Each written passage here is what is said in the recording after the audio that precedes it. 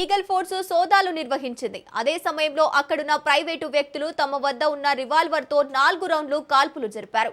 ఈ ఘటనలో ఎవరికీ గాయాలు కాలేదు.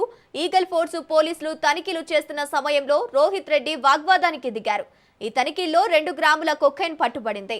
దీంతో పాటు రోహిత్ రెడ్డి, పుట్టా మహేష్ సహా పార్టీలో పాల్గొన్న వారికి యూరిన్, డ్రగ్స్ టెస్టు చేయగా రోహిత్ రెడ్డికి పాజిటివ్ వచ్చింది.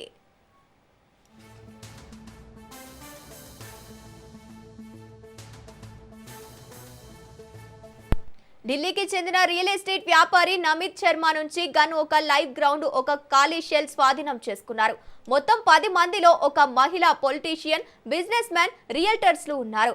తాండూరు మాజీ MLA Pilot Rohith Reddy, Eluru MP TDP Putta Mahesh Kumar ఉన్నారు.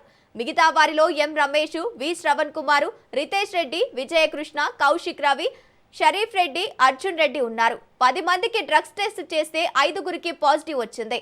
కన్ఫర్మేషన్ కోసం బ్లడ్ శాంపిల్స్ హాస్పిటల్ కు పంపించారు. గన్ లైసెన్స్ ఉండి అది రితేష్ రెడ్డిదిగా కాగా నమిత్ మిశ్రా ఫైర్ చేశారు. పైలట్ రోహిత్ రెడ్డి, నమిత్ మిశ్రా, రితేష్ రెడ్డి, కౌశిక్ రెడ్డి, అర్జున్ రెడ్డికి డ్రగ్స్ పాజిటివ్ వచ్చింది. ఫైరింగ్ ఎందుకు చేశారు అన్న విషయంపై ఇన్వెస్టిగేషన్ జరుగుతుందని పోలీసులు తెలిపారు.